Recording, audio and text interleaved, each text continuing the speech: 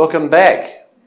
This is a lecture which is part of the series of electronic courses prepared by Thammasat's Faculty of Sociology and Anthropology that is looking at ethnicity and ethnic studies, and we have a particular interest in ethnic dynamics in Thailand.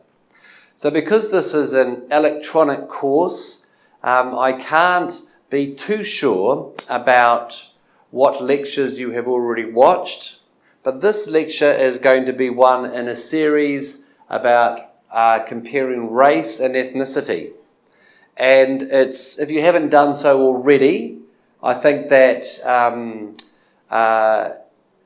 around the time of you watching this lecture, if you haven't done already, then there are a number of short YouTube videos which will be one way of introducing you to the issues that you may have heard about and have strong opinions about, or you may have not heard about these issues and you may not be familiar with these terms. But regardless of whether you have got an understanding of these terms and maybe even strong opinions, or whether you haven't, we are going to have to really get our heads around the importance of the distinction between race and ethnicity. So you may have already done some reading. You may have already watched some of the YouTube videos. So this lecture is part of a series of introductory lectures where we are interrogating the important difference between what we refer to as ethnicity and race. And so one of a number of short introductions that you would have interacted with was an introductory chapter on ethnicity in a book co-written by Raymond Skupin.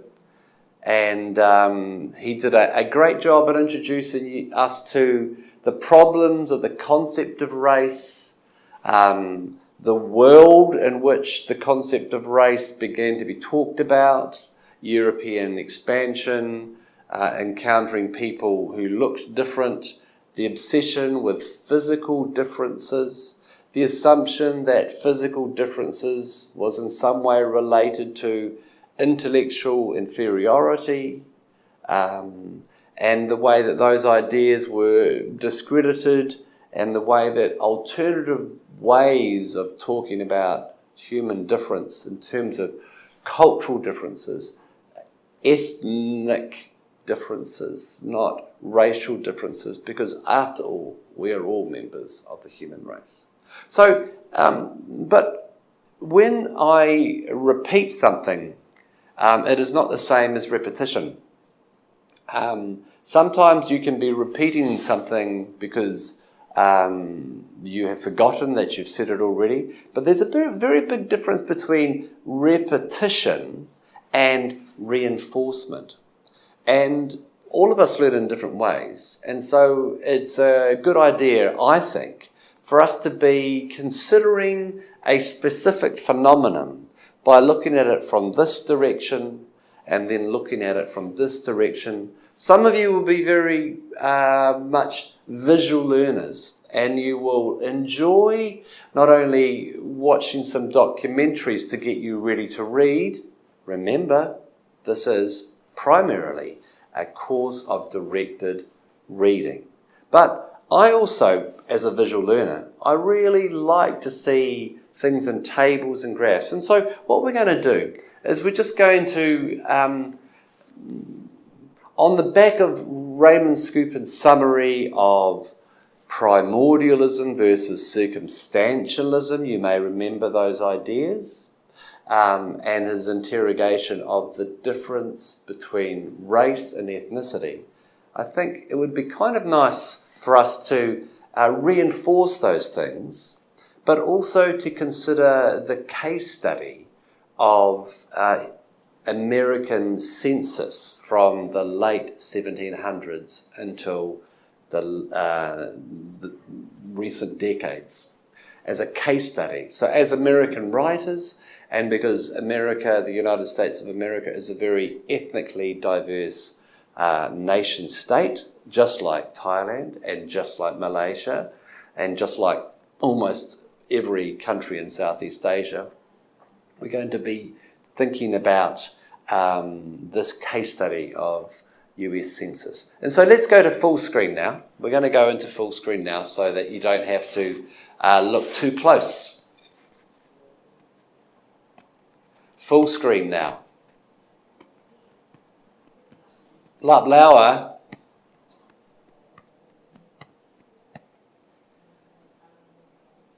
So how are race and ethnicity different? How are race and ethnicity different? There are a number of differences, and this is an exercise in reinforcement. Race is considered a biological classification, whereas ethnicity has got more to do with cultural identity. Race can sometimes be determined by one's physical appearance, but it can sometimes be, ethnicity can sometimes be determined by the manner and how you dress. In terms of race, you are a member of one race and you cannot join another. Now this is different to ethnicity, when members of one ethnic group can actually join another ethnicity. And we're going to be talking about this later on, and the specific term is the term ethnic defection. We will talk about that later on.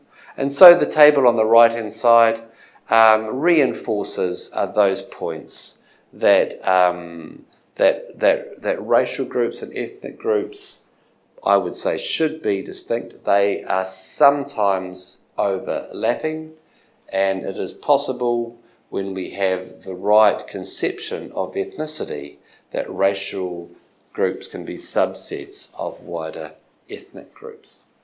Okay, so let us consider for a minute the way in which the federal government of the United States of America has collected and classified people on definition of race and ethnicity.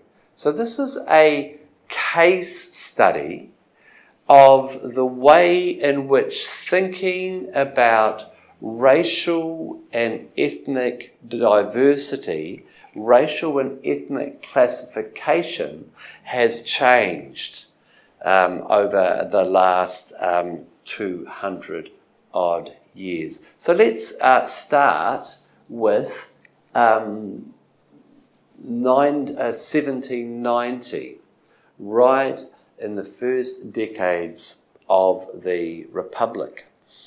And you'll see that there were only racial classifications initially. There were free white men and women, and then there were all other free people, and then there were slaves. And as you know, slaves came across the Atlantic, originally from mainly West Africa. So those classifications continued until the 1820s, when there was a new category of free coloured persons. By 1850, there was the classification of white, and then black, and then mulatto and mulatto slaves. Later, slaves were referred to as black slaves. By the 1860s, a new classification, official classification, was Indian, and we will talk about one of the YouTube videos I've got for you to interact with, arguments against calling First Nations people of North America Indian. 1870s, we see the category of Chinese being included. This was added in the 1890s by Japanese. Again, all of these were more racial categories. We can see the change in the way in which black slaves were referred to. They were referred to as Negro. In addition to Japanese and Chinese, Filipino, Korean and Hindu were included between 1920 and 1940. We see changes, we see the inclusion of Mexican in the 1930s, and then referring to Indian American in the 1950s.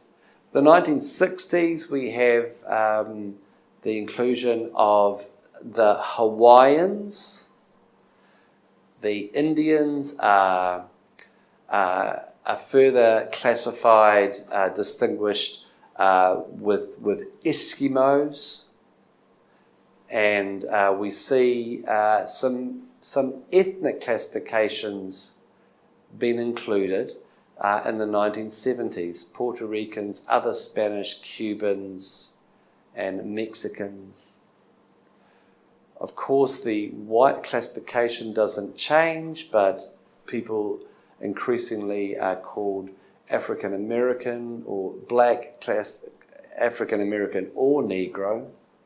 And so, not to labour the point, but we can see the way in which racial classifications are expanding and the use of ethnic classifications are also expanding between white, black, Asian, Polynesian, Native American and Hispanic.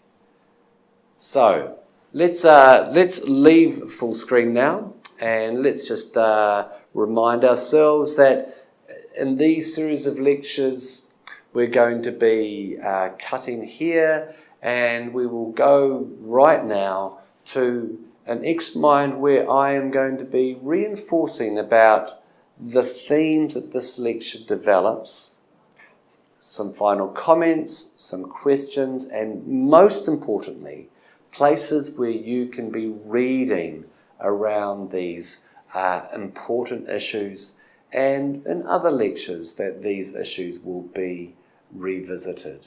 I hope you've enjoyed that case study, looking at the way that American census, the official census of the federal government of the United States of America, has changed its racial categories and has begun to move beyond racial categories to include ethnic categories. So we'll see you again next time. Bye for now.